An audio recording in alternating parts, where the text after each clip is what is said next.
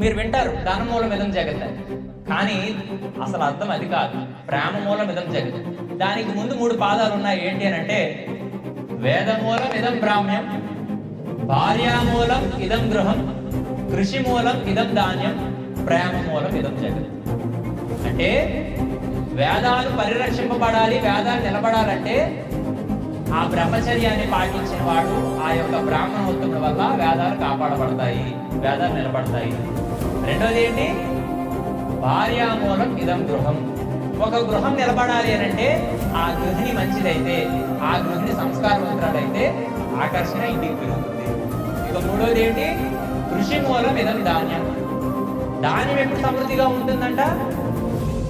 కష్టపడేవారు ఉంటే, నాకు లేకపోయినా పర్వాలేదు కానీ పక్కవాడు కడుపు నిండా తినాలి అని ఆలోచన ఉన్నవారు ఉంటే అప్పుడు ధాన్యం పడుతుందంట. ఇక జగత్ ఎప్పుడు ఆనందంగా ఉంటుందంటే ప్రేమ మూలం ఇదం. ప్రేమ అంటే ఏంటి అని అంటే నువ్వు నేను వేరు కాదనే భావన.